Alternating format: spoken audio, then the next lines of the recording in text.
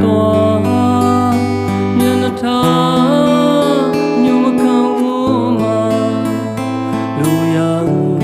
မိန်တော်မူပါမဖျားပိုင်ဆိုတဲ့ကျွန်တော်မျိုးဘဝအခင်မှာစိတ်တိုင်းညဆုံးဖြတ်ပါတေဆိုတဲ့ရှင်ဆိုရှင်မငြင်းဝမှာမိဟာမွားချမပြစကားသာ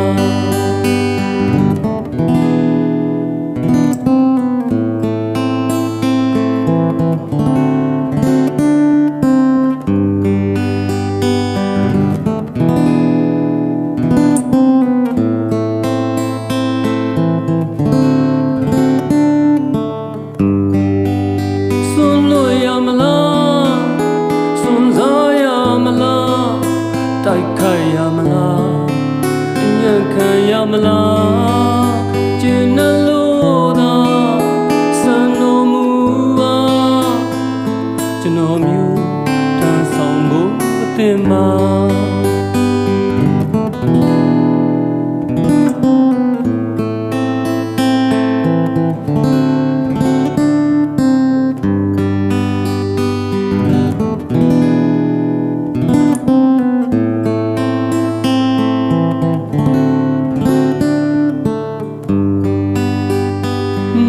ပြသဘောတော်တိုင်းသာကျွန်တော်မျိုးအားရနေစေရသွားမျက်နှာထားညမခံဝမှာလူရာကိုမိန်တော်မူပါမဖျားပိုင်ဆိုတဲ့ကျွန်တော်မျိုးဘဝအခင်မှာစိတ်တိုင်းညဆုံးဖြတ်ပါဆိုတဲ့ရှင်ဆိုရှင်မငြင်းဝမှာမိဟာမွားချ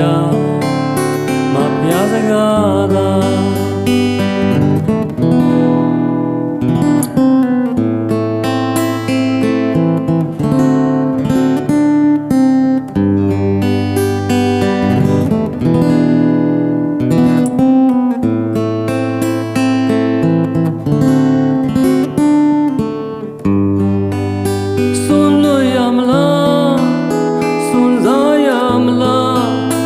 တိုက်ခိုက်ရမလား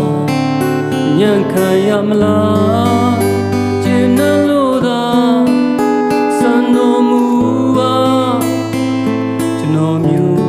ထမ်းဆောင်မှုတင်ပါကျဉ်းလို့သာစံတော်မူပါမဖျားသဘောတော်အတိုင်းသာ